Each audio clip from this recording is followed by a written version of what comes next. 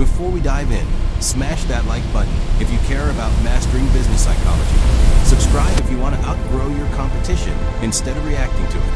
And drop a comment. As you can see, real-time engagement is trending upward. What about the quality Because metrics? what you're They about remain to stable, hear supporting this might growth. completely Excellent. change how you see marketing forever. Now let me ask you something uncomfortable. What if that ad that made your blood boil was designed to?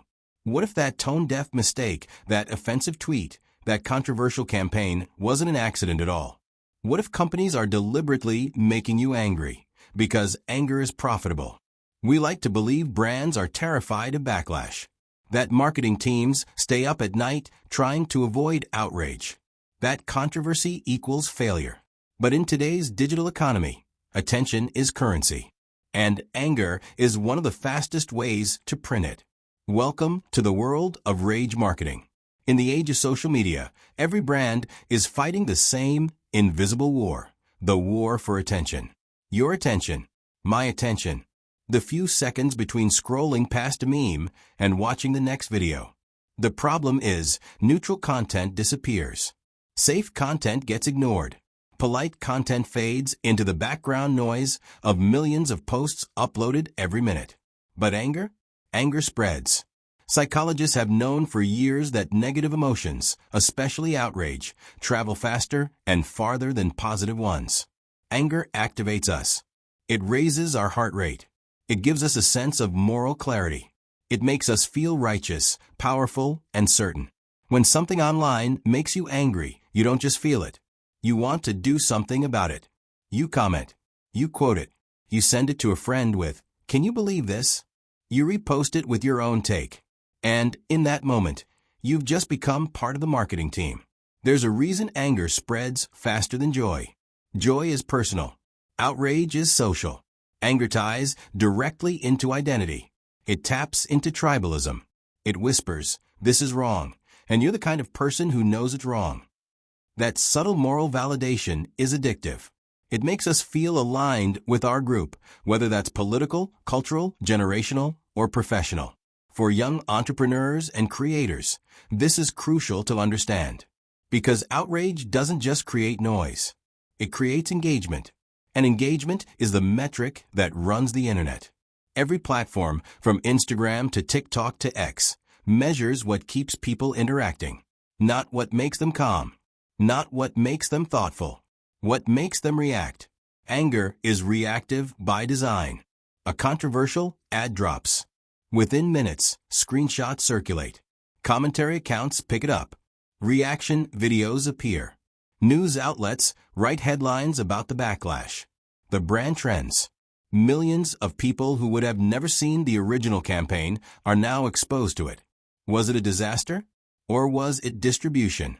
Consider how often we see brands accused of being out of touch. A fashion company releases an ad that sparks debate. A beverage brand partners with a polarizing figure. A tech company posts a campaign that divides audiences overnight. Take the example of Pepsi and its infamous 2017 ad featuring Kendall Jenner. The commercial was accused of trivializing serious social justice movements. The backlash was immediate and intense. Social media erupted. News channels covered it for days. The ad was pulled. But for a brief window, Pepsi dominated the global conversation. Or look at Gillette and its "The Best Men Can Be" campaign. The ad challenged traditional masculinity and sparked heated debates across the political spectrum. Some praised it. Others called for boycotts. Either way, millions engaged. And then there's Balenciaga, which faced massive controversy over an ad campaign that many found disturbing. The outrage flooded timelines, news feeds, and YouTube breakdowns for weeks. In each case, the public narrative was, how could they be so careless? But what if the better question is, how could they not know this would cause a reaction? Modern marketing teams have access to focus groups, data analytics, cultural consultants, and real-time social listening tools. They can predict how different audiences will respond. They understand cultural fault lines. They know what topics are sensitive. So when a campaign lands directly on one of those fault lines, is it always ignorance, or is it strategy? Here's where it gets darker. Social media algorithms are not moral. They are mathematical. Their job is simple. Maximize time spent on the platform. Content that generates strong reactions, keeps people scrolling, arguing, watching, replying. If a post gets thousands of angry comments, the algorithm doesn't interpret that as bad. It interprets it as engaging. More comments mean more reach. More shares mean more impressions. More impressions mean more brand awareness. Outrage becomes fuel. In a crowded marketplace where thousands of startups, creators, and global corporations compete for the same limited attention span, safe marketing can feel invisible. Provocation cuts through. And for some companies, especially those trying to break into saturated markets, being talked about, even negatively, can be more valuable than being ignored. Because in attention economics, obscurity is death. Money flows toward visibility. Investors look at buzz. Media outlets chase trending topics. Retailers notice spikes in searches. Website traffic surges. Social followers multiply. The line between controversy and campaign starts to blur. But here's the catch. Rage marketing is a high-risk strategy. While outrage can generate explosive short-term growth, it can also erode long-term trust. Consumers might forgive once. They might even reward boldness. But repeated manipulation can create fatigue. Audiences are not stupid. They learn. And when people realize their emotions are being engineered for profit, resentment grows deeper than the original outrage. So now the question shifts. Are these brands clumsy and reactive, constantly apologizing for accidental missteps? Or are some of them playing a more calculated game, betting that your anger is more valuable than your approval? In the next chapter, we're going to pull back the curtain and examine real campaigns, real numbers, and the mechanics of how outrage turns into measurable profit. Because once you see the pattern, you can't unsee it. By now, the idea is unsettling, but theory is one thing, proof is another. So let's step into the real world, where controversy didn't just spark headlines, it sparked traffic, clicks, sales, and global awareness. Because once you see how outrage moves through the system, it stops looking accidental and starts looking engineered. Remember the Gillette campaign, "The best men can be." When it launched, it ignited a firestorm. Comment sections split instantly. Some viewers praised the message. Others accused the brand of attacking its own customer base. Reaction videos flooded YouTube. Twitter threads dissected every frame. Think pieces appeared across major publications within hours. The outrage was loud. But here's what matters. The engagement was enormous. Millions of views in days. Thousands upon thousands of comments. The ad wasn't just watched, it was argued about. It wasn't ignored, it was dissected. From an algorithm's perspective, that's gold. Every comment, positive or negative, signals relevance. Every share tells the platform, this is worth spreading. The algorithm doesn't pause to ask whether people are clapping or furious. It sees activity. And activity means distribution. The same pattern appeared with Pepsi and its widely criticized campaign featuring Kendall Jenner. The backlash was immediate. Memes exploded. Comedians mocked it. News anchors debated it. Within 48 hours, Pepsi was dominating global conversation. Now, did Pepsi pull the ad? Yes. Did it face criticism? Absolutely. But for a window of time, the brand was everywhere. And here's the uncomfortable truth. Massive visibility has measurable value. Search volume spikes. Social mentions skyrocket. Brand awareness increases across demographics that may not have engaged before. In attention economics, awareness is leverage. Then there's Balenciaga. The controversy surrounding one of its campaigns sparked outrage that lasted weeks. Influencers condemned it. Celebrities distanced themselves. Comment sections burned. But the brand trended across every major platform. When something trends, media outlets amplify it further. When media outlets amplify it, more people search. When more people search, more content creators make videos about it. And suddenly, the original campaign is only the beginning. The reaction becomes the real marketing machine. This is the outrage flywheel. Step 1, provoke. Step 2, Trigger reaction. Step 3. Algorithm amplifies reaction. Step 4. Media coverage multiplies reach. Step 5. Cultural relevance spikes. For brands fighting for visibility in oversaturated markets, that flywheel can be incredibly tempting. And it's not just global corporations. Smaller brands and creators have adopted similar tactics. Deliberately polarizing tweets, controversial takes framed as hot opinions, ads that challenge deeply held beliefs, messaging that divides audiences into camps. Because division drives discussion, and discussion drives metrics. Here's where the algorithm becomes the silent accomplice. Platforms are designed to maximize time on site. Content that sparks debate keeps users scrolling longer. If two people argue in the comments, that thread expands. If someone quote posts with criticism, their followers join in. If a creator stitches a controversial video, the platform connects the two pieces of content. Each layer compounds the reach. Neutral content might get a polite like. Outrage gets essays in the comments. For young entrepreneurs and creators, this creates a dangerous incentive structure. The metrics tell a clear story. Controversial posts outperform safe ones. Emotional content outperforms informational content. Strong reactions outperform mild interest. The dashboard doesn't show moral nuance. It shows numbers. Higher engagement, higher impressions, higher growth. And growth attracts investors, brand deals, partnerships. Controversy becomes monetizable. But was it intentional? That's the million-dollar question. In many cases, marketing teams conduct scenario planning. They map potential reactions.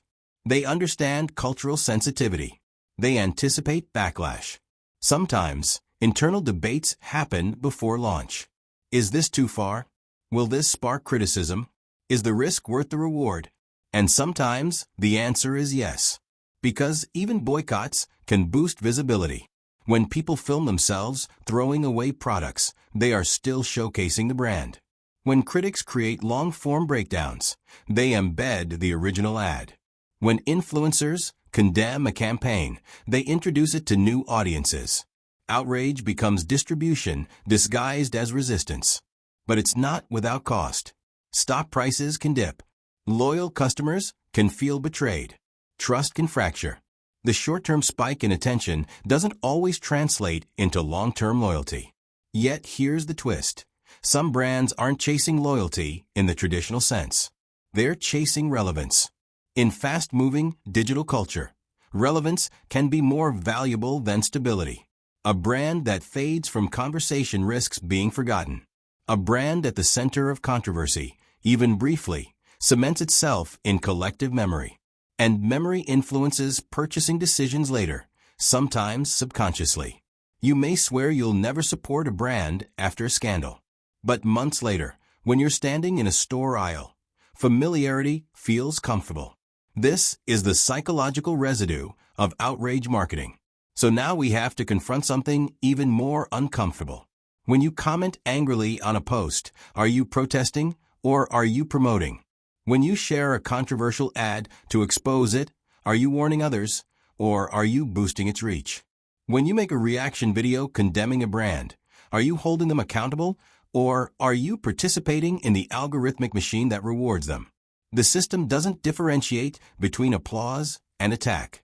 It counts interaction, and interaction is currency. Which raises a final, unsettling question before we move into the last chapter. If companies are designing campaigns to trigger you, and algorithms are built to amplify your reaction, then who is really in control? The brand? The platform? Or the audience that keeps feeding the fire without realizing it? At this point, the pattern is hard to ignore. Outrage spreads faster than nuance. Algorithms reward intensity. Brands chase visibility. Audiences react. Media amplifies. Revenue follows attention. But here's what rarely gets discussed. What happens after the fire dies down? Because outrage marketing doesn't just impact quarterly metrics. It reshapes trust, culture, and the psychological environment we all operate in, especially if you're a creator or entrepreneur building something long-term. In the short term, Rage is powerful.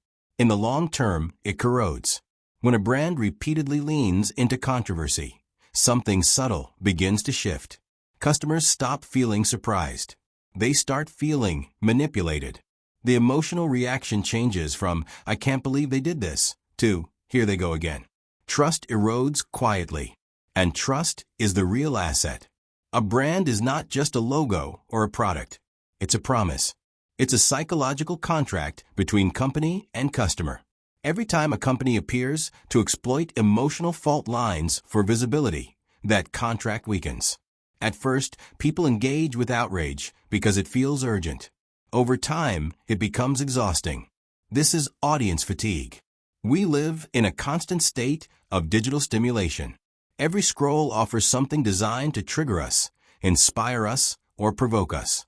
When outrage becomes routine, the nervous system adapts. It dulls. People either disengage entirely or become desensitized. That's dangerous for brands. Because when everything is controversial, nothing is. And for creators, the temptation to escalate becomes real. If your most polarizing post gets 10 times the engagement, the data quietly pressures you to repeat it. Push harder. Be sharper. Say something more extreme next time. But escalation has limits. Eventually, audiences see the pattern. They begin to question motives. They ask whether the hot take was genuine or engineered. Authenticity, once broken, is incredibly difficult to rebuild. Look at what happened to public perception after repeated controversies surrounding brands like Balenciaga. Beyond the immediate backlash, a deeper skepticism settled in. People didn't just criticize a single campaign. They began questioning the brand's judgment entirely. And when skepticism becomes the dominant narrative, every future move is interpreted through suspicion. That's the hidden cost of rage marketing. It doesn't just create noise. It creates narrative. And narratives stick. There's also an ethical layer that ambitious entrepreneurs cannot ignore. If you build growth purely on emotional manipulation, what kind of relationship are you creating with your audience? Are you educating them, serving them, solving problems for them? Or are you training them to react? Business psychology teaches us that emotions drive decisions. But ethical strategy asks a deeper question. Are we amplifying emotions to add value or to extract attention? Because attention is not neutral. It's cognitive bandwidth. It's time. It's mental energy. And in a world where attention is limited, every piece of rage-driven content consumes part of that supply. Now zoom out. What does a culture built on outrage optimization look like? Polarized, reactive, divided into tribes constantly scanning for threats to identity. Marketing that taps into tribalism reinforces those divisions. It turns consumers into camps.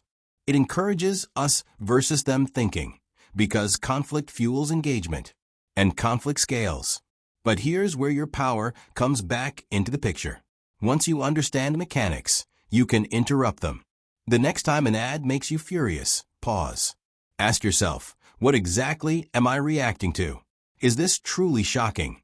Or is it strategically provocative? Who benefits if I share this? That moment of awareness breaks the automatic loop. For creators and entrepreneurs, the lesson is even more important. You can grow using outrage. The data proves it. But you can also grow using clarity, depth, storytelling, and genuine insight. Outrage is fast growth. Trust is durable growth. One spikes, the other compounds. And in Western markets, especially, audiences are becoming more media literate. They understand clickbait. They recognize manufactured controversy. The novelty wears off. Brands that rely exclusively on rage eventually struggle to pivot. They become trapped in the identity they created. If they try to soften their tone, engagement drops. If they double down, backlash intensifies. It's a volatility cycle. The most resilient brands and creators, on the other hand, build something different. They understand emotional triggers, but they use them responsibly. They provoke thought, not just anger. They challenge ideas without exploiting division. They create conversations without manufacturing conflict. That distinction matters. Because the real game in business isn't just visibility. It's longevity. And longevity requires credibility. So here's the final reframing. Companies are not simply making you angry. They are operating inside a system that rewards emotional intensity. Some exploit it aggressively. Others get caught in it unintentionally. Platforms amplify it because engagement drives revenue. But you are not powerless in that system. Every like, every comment, every share is a vote, a signal, a data point. You can reward outrage, or you can reward value. As a viewer, becoming aware of emotional manipulation doesn't mean becoming cynical. It means becoming intentional. It means choosing where your attention goes. As a creator or entrepreneur, understanding rage marketing gives you an advantage. Not so you can exploit it recklessly, but so you can decide consciously whether short-term spikes are worth long-term trust. Because in the end, the most powerful marketing strategy isn't the one that makes people angry. It's the one that makes people believe. And once you see how outrage is engineered, you'll never scroll the same way again.